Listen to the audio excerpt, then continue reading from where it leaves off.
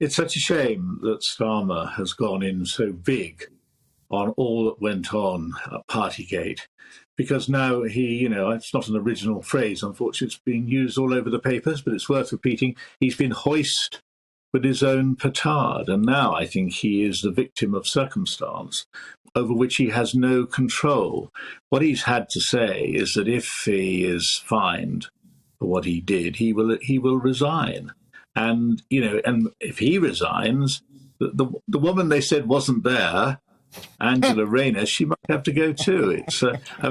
It's slightly in you couldn't make it up territory. And you're laughing, Dan, I'm laughing, because it's an irony, isn't it? Well, it's farcical. These people, it's farcical. When they stand there pointing the finger, they don't realise someone's pointing the finger in a more sensitive part of their anatomy, But, David, that's what's so shocking. When he was calling on Rishi Sunak, right, to resign because he was simply in a room where a cake was presented to the Prime Minister. I mean, Sunak doesn't even drink. He's teetotal. And he wanted him to resign for that as Chancellor. He knew that he'd had this boozy curry night and that he'd been filmed. I mean, is the bloke stupid, or did he just think that the media would never come for him? Well, there's a case for saying that it's stupid, or rather it's reckless. I mean, the thing about Keir Starmer, I was a lawyer who went into politics. I always thought I was really a politician who just earned a living as a lawyer. Starmer was a much more successful lawyer than me because, of course, he was around a lot longer. He was Director of Public Prosecutions.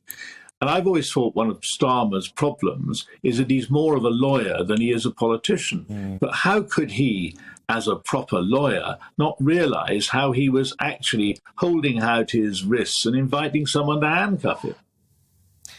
And do you share the feelings of some other in the legal profession, David, who say that Starmer is putting undue pressure now on the Durham police? A relatively small police force who now know that they hold the future of the opposition leader in the hands of actually what should be a minor investigation. Yeah, couldn't agree more. You don't really need me, Dan. You've got all the answers. I mean, you're absolutely right. The police are under enormous pressures, but at the end of the day, so were the police dealing with drinking sessions at Number 10, and they sent out, rightly or wrongly, lots of penalty notices, possibly rightly for Boris, probably wrongly for Rishi Sunak, who just happened to be in the wrong place at the wrong time. But at the end of it all, it's not exactly, it's not something you need Sherlock Holmes for, this one. Dr. Watson could probably got it right, or indeed Dr. Watson's pussycat if he had one.